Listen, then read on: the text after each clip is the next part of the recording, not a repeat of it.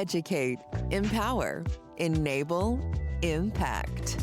Thank you for tuning in to That Will Never Work podcast, where we share inspiring information and personal experiences related to business and the entrepreneurial journey from those who are leaders in their respective field. Now, here's your host, author and business coach, Maurice. Thank you very much for tuning in today. We have a special guest today.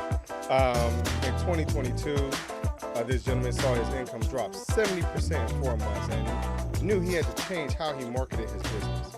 He ended up taking his 20 years as a radio personality and programmer and 10 years as a social media strategist and created a new approach to podcasting specifically for entrepreneurs. And, as most of you know, I started off in this online radio space with the Late Night Snack radio show. So, we're kind of little kindred spirits, if you will. And then, but it has helped him grow to over 150,000 subscribers on YouTube and helped his clients grow their audiences and raise their rates as well.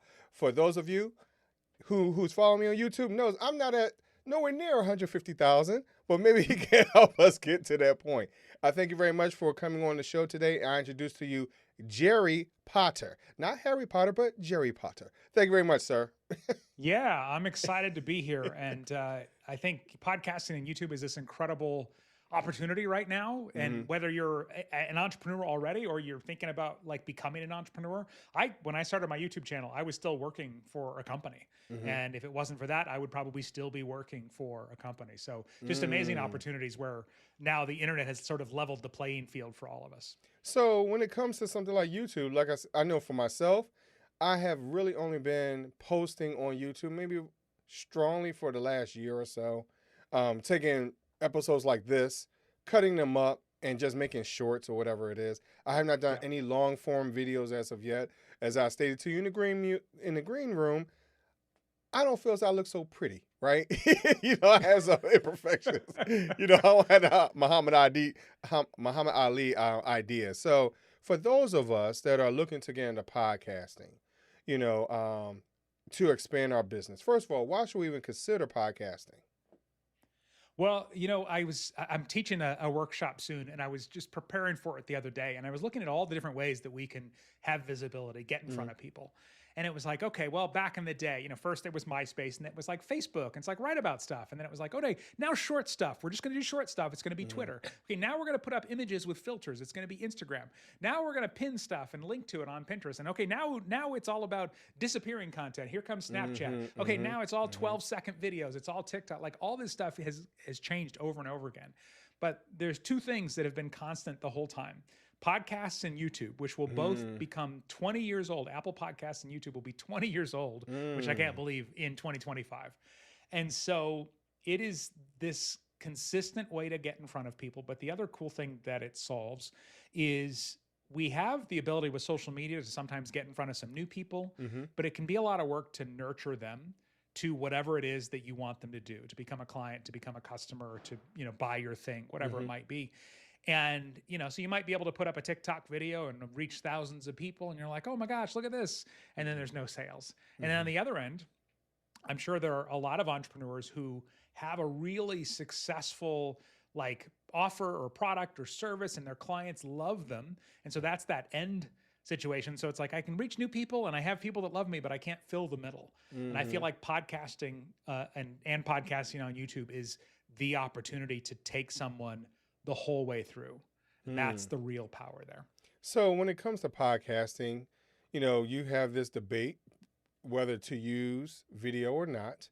I know for me, I've been doing this thing for technically 6 years. Like I said, I started off with an online radio show, so I didn't show my face then either, right?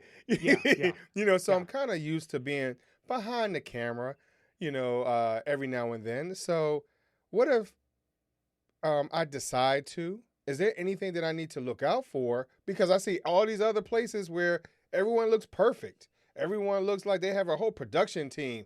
So I don't want to show my face and, I'm using my Boost mobile phone or something like that where I haven't paid a whole lot for, because you hear people talk about using iPhones, things like that. So what about what I'm using that might not be such a high quality versus someone else?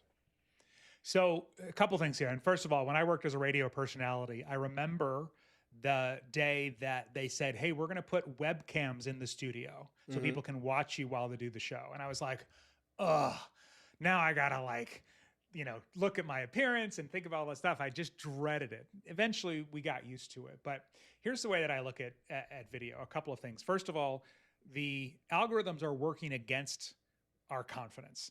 When you open any social media feed, one of the big things that's happened over the last couple of years is we don't see stuff as much from our friends and family that we're connected with. We see stuff from strangers. And so depending on how active you are, you open this feed and it seems like every single person is a director, an actor, a singer, a supermodel, and you're like, where are the people like me where one eye is bigger than the other one? And like, where are the normal people here? And it's like they don't exist. And it seems like everyone's an expert video editor and all that kind of stuff. But I think the important thing to know is that that's not true. It's just the way the algorithms are doing that to us.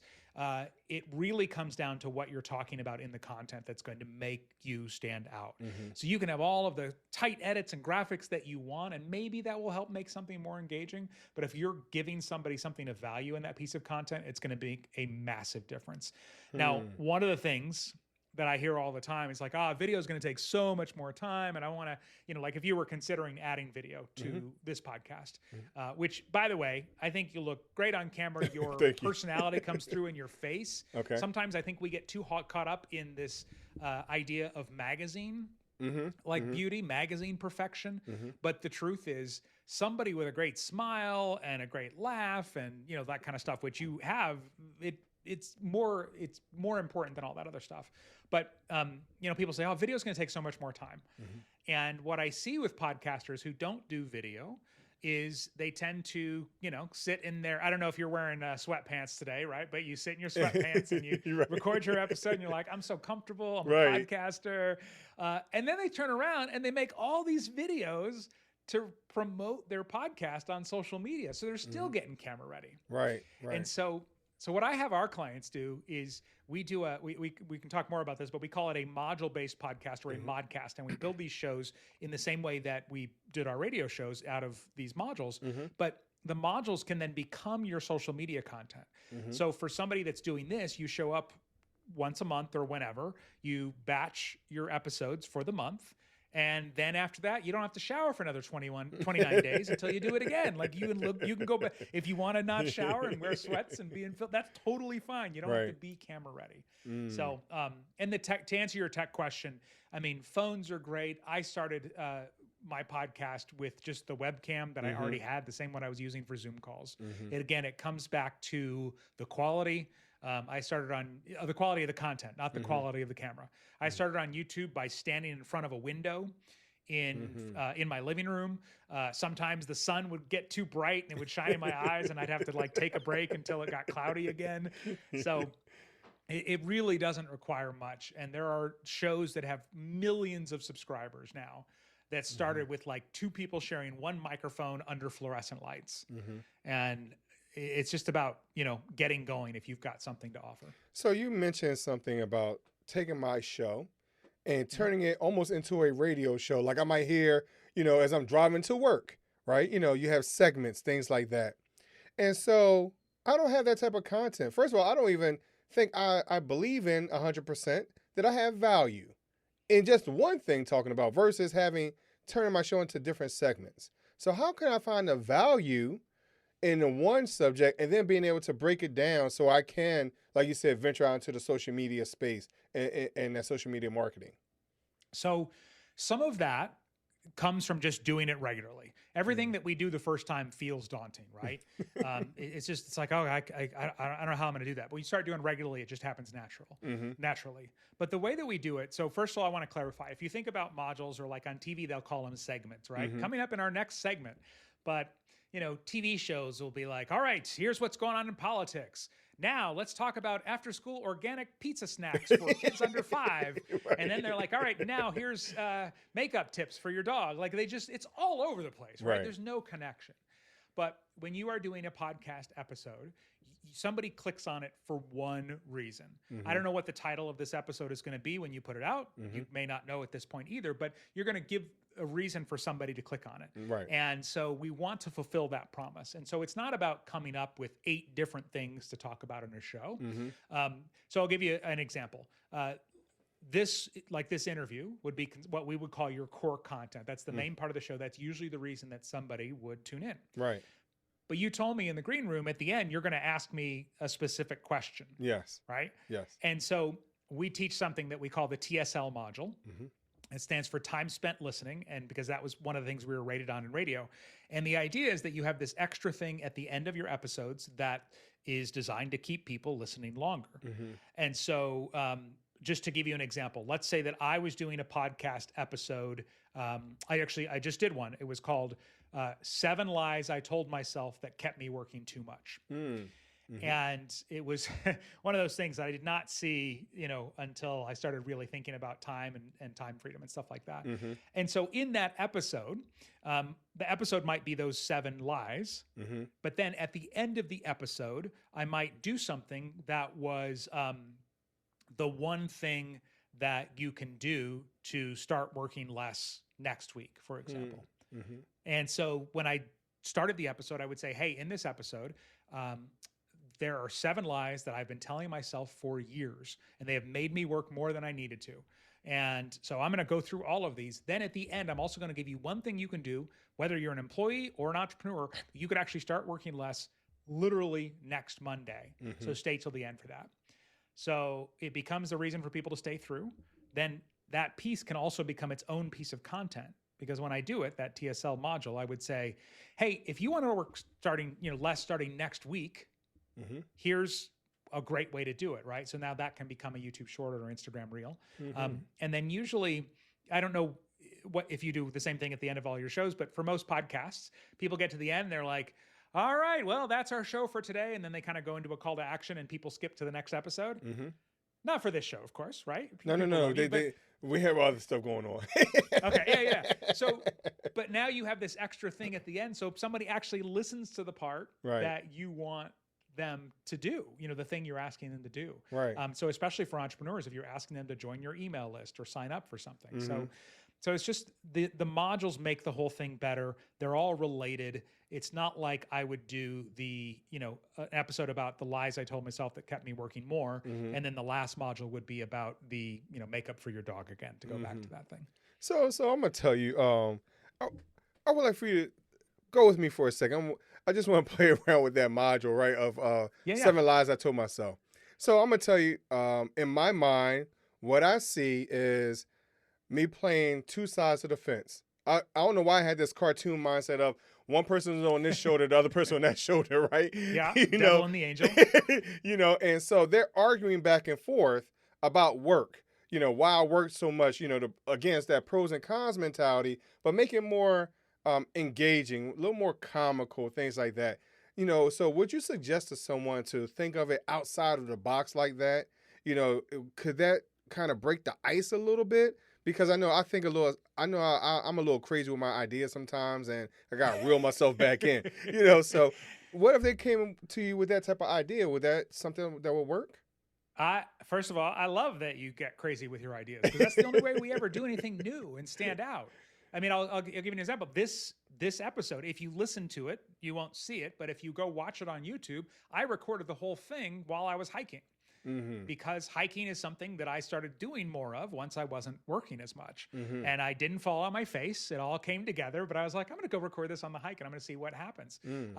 The only thing that I would say to you with that sort of thing is everything that we do takes our time. And so if you said yes to, I'm going to, I don't know, maybe you'd go and, use one of these AI voice generation tools and have a discussion with yourself. Or maybe you've had one for both shoulders. And you're like, here's my inner conscious having an argument using AI generated tools, right? It'd probably be really funny and interesting and compelling. But saying yes to that would take away from you maybe getting your next episode done or you going through and making that episode better in another way. So I love the idea. I love the idea of thinking outside the box and doing things differently. But as a guy who's trying to always, make more while working less, that's the kind of thing that I would question is this really going to be worth it? Do I have time to do that, or do I need to be consistent? Oh no, and I understand that. I just because you sometimes in this space you can feel as though there's way too many people doing podcasts. You may feel as though there's way too many people talking about the subject that I love or I have even interest in. And so how do I set myself apart? A lot of times that's kind of difficult, and that's what I meant by earlier by saying, hey, sometimes we don't understand the value in our own regular voice. So we might have to find something a little gimmicky just to kind of break the ice. So how do we find that value? Because like I said, a lot of us don't have that. It's a good pattern interrupt too. Mm-hmm. Me all of a sudden doing an episode hiking instead of here in my office is a good pattern disrupt as that would be. I do think that if you're trying to find what your unique premise or your unique value is going to be. And we're actually updating this starting next week in our podcasting program. And I'll tell you what we're putting in this lesson is you've got to figure out some sort of unique premise. Now, as you said, there are a lot of podcasters out there. I do want to mention really quick because I find this very encouraging. If you take the number of active podcasts and the number of active YouTube channels, podcasting is 99.996% less competitive than YouTube right now. So even though there's a lot, there are not as many as I think we perceive sometimes. But I think it comes down to you have to have a unique premise. What are you going to do differently than everybody else is going to do? And not just for your podcast, but overall. And so with my new podcast, which is called Done by Lunch Entrepreneurs, I started by trying to figure out what is my why for my business, for where I'm going with this, because I'm helping people with podcasts and YouTube and running businesses in less time. And so we stumbled across this Done by Lunch Entrepreneurs idea, help you run your podcast, help you run your online business in half the time so you can move on to other things that give you purpose. But at first it was literally just, all right, I've got this, I'm going to do this podcast and it's going to be about efficiency and time freedom. But those are cliches, right? How many time management podcasts are there out there? Right. Not as many as on YouTube, maybe as channels, but there's a ton of them. And so we kept playing with it. And my wife, who's very creative, and I came up with this idea of being done by lunch. And it then became Done by Lunch Entrepreneurs. And then I started looking at my own business and I'm like, why am I able to be done by lunch? And for years, I thought it was the fact that I'm an efficiency geek. Actually, I think I lied to my clients for years. They were literally, hey, how do you get so much done? And I'm like, well, here's how I manage my calendar and I batch record my content. And that stuff helps. But it really comes down to what I call high leverage assets or HLAs. And those are things you have in your business that work when you're not working, things you have in your business that get better as time goes on. And, if you're an online entrepreneur, you sort of have an unfair advantage with this stuff, but things like YouTube channels, podcasts, the longer you do them, the more they grow, the more people you reach, things that you can turn people into clients automatically. So that would be like on-demand trainings, free trainings where they get an offer at the end, and then ways that you can do the delivery part of your business. So in a high leverage way. So that would be group programs, memberships, courses, things like that. Because without that, you're what? You're going out and you're networking and you're hoping to find a client. Right. Then you're having to get on a discovery call to try and convert them. And then you're having to serve everybody one-on-one. That is not high leverage. And it's really hard to work less if you're doing everything that way. So there's one point I want to say in reference to podcasting. As you stated, I think there's over 2 million some odd podcasts, but the average of those individuals lasting to the third episode, recording the third episode is, I mean, it's ridiculous. So I think it's only maybe a tenth of that many active podcasts that have more than 10 episodes, something like that, of the 2 million. Yeah. It's something crazy like that. So I just want everybody to be encouraged that, yes, it sounds like a daunting number by it being 2 million, but the competition is not as big as you really think. Yeah. And I think the reason those people quit is because they get into it and they don't see a result fast enough. And this is another great part for entrepreneurs.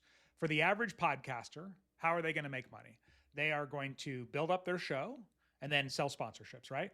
Well, they say you got to get 5,000 to 10,000 downloads per episode in the first 30 days of every episode before you're really going to be able to make money from sponsorship. And it still may not be enough to replace your full-time income.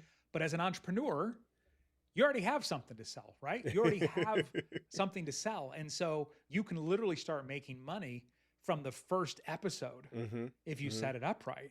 And so that's how, entrepreneurs should be looking at their podcasts is, I don't want downloads. Right. I want clients. Right. And so when you set it up in that way, then all of a sudden it's much easier to keep going because you're like, wow, 2 episodes and I've already gotten a high-end client, or I've gotten 26 leads, or whatever it might be. I actually have a quick story. I have I talked about how you take a clip of your podcast, one of the modules, and then you put it out on social media as like a short form video. Right. Short form videos like TikToks, Instagram and Facebook Reels, YouTube Shorts, and even now on LinkedIn are designed to reach people who don't know who you are yet. Well, I had a video, a clip that I pulled from one of my podcasts, put it out on Instagram. This reel reached like over 30,000 people. I only have like 4,000 followers on Instagram. Most of them obviously were not my followers. So a lot of people saw that clip. They went and they listened to the full podcast episode, right? That was kind of my goal. But I had somebody else who signed up for one of my main programs. And we always say, oh, where did you hear about Jerry? And she specifically said, I saw this Instagram reel with you and this other person who was the guest on my show. And then I looked into you and I signed up. And so I replied, I was like, oh, so then did you go listen to the full episode? And she said, no, I just saw that clip and really liked it. And so then I looked into what you have and then I signed up. Nice. And so now she became the story that I tell it is basically how I made $1,000 from my podcast from someone who didn't even bother to listen to it. Because that's what can happen when you're an entrepreneur. Right. There's no waiting for sponsors. You can do it from the beginning. So, and I think that's a very encouraging story because we think that we have to hit, like you stated, 5,000, 10,000 downloads. So one of the platforms that I'm on, it says in order for that platform to even assist me, right, when I was doing the podcast early on, I had to hit 10,000 downloads in a month. And I felt like, oh my gosh, I don't know how I'm going to do that. I can't figure that part out. So I think that's very interesting and encouraging to say, hey, you already have the content, just put it out there. Well, and even when you do that, then you got to either like have a site that's willing to sell ads for you, or you got to go out and sell your own ads. And then all of a sudden you're doing this podcast about, entrepreneurship and careers. And then you're reading an ad for, I don't know, a flower company or something that's not even aligned, right? Those ones that just have those generic blanket ads that they put out on these podcast networks. So yeah, sell your own stuff. Yeah. It's much easier to do. Right. So, I'm just starting out, Jerry, and I need to know more information. Where can I reach out to you and find your information so I can get educated and encouraged more often? So where can I find you? Well, I would say that the easiest thing to do is just look for me on YouTube. That's my main platform. And the podcasts are on there too. So if you search for Jerry Potter, it should come up. And then otherwise, I'm on all the socials at Mr. Jerry Potter. So MrJerryPotter. Feel free to DM me or say hi on any of the platforms. Cool. So Jerry, of course, all the information will be in the show notes. But I have to ask you my question. As I stated, I asked everybody in the green room. I'll let everybody know. I've been asking this question for the last 2 years. My would you rather question. Would you rather choose 3 doors or a fork in the road? Now, does everybody get the same would you rather question? Or is they it do. Different ones every week? Okay. Oh, no, it's the same one. And now here's the thing, though. Even though it's 2 answers, right, or perceived answers, because let me preface this by saying there are no parameters. Okay. There are no right or wrong answers is how you view it, right? So once you answer it, I'll tell you how people have been responding. Oh man, now I got anxiety. I had an answer, and now I got no answer. So okay, I'll keep it brief. All right. Okay, so initially I was thinking I would rather take the 2 doors because, it was a fork in the road or 3 doors. Okay. Yes. I would rather take the fork in the road because I would always rather have 2 choices instead of 3. I think it's easier to choose between 2 things. The curiosity, like I assume I can see partway down the road. The curiosity of what's behind the doors is the part that gives me a little bit of FOMO and anxiety. But I think I'm going to go with the fork in the road. All right. Maybe I can at least get a little preview of what's down the road. All right. So I'll give you some answers that people have said. Of course, quite a few said a fork in the road. Of course, the idea of the road less traveled, things like that. Hey, is the fork on a mountain? So I can actually just stand at the bottom and look which way they go. So I've had very creative answers as far as the fork. When it comes to the doors, some people say, hey, I want more options, right? But one guest did say they wanted the doors to be acrylic. They want to be glass. You can see through them. Okay. Right. And then I had one interesting guess, and I need to make sure I have the information correct. They gave the Star Trek answer, which is there's more than just those two options. So I have to remember the analogy that they had given with that. But they said that that was a whole Star Trek thing. And so I've had some very, very interesting responses to that because it gives us an idea of how you might respond to life, growing your business, things like that. But, I'm going to throw a little twist in this right now. Jerry, I'm going to ask you another question. Okay. If you could sing a duet with anyone in the world, dead or alive, who would it be? Oh, boy. I'm going to go with... I'm trying to think of a singer who's like really funny because I like funny people. So okay. I want somebody that would be really funny. You know what? I'm going to go with a lot of people probably don't know this about her. I'm going to go with Rihanna. We interviewed Rihanna when I was in radio, like when her first hit "Pon de Replay" had just come out, and she was so funny. You don't see that a lot in the press. So I'm gonna go with Rihanna. Okay, so I was thinking about Jet Black. I mean, his last name is Black. I can't think of his first name. Jack Black. Jack Black. Yes. Oh yeah. I guess he's kind of the singer. Yeah, and he's funny. Yeah, he is. Like that. I don't know why he was the first person that came to mind. Yeah. That works. But yeah, but I appreciate you coming on. I appreciate you being a good sport and answering the questions for me. Yeah, absolutely. Happy to. Sure, no problem. And thank you very much for listening to That Will Never Work podcast. Of course, again, all the information will be in the show notes, and I will talk to you a little later.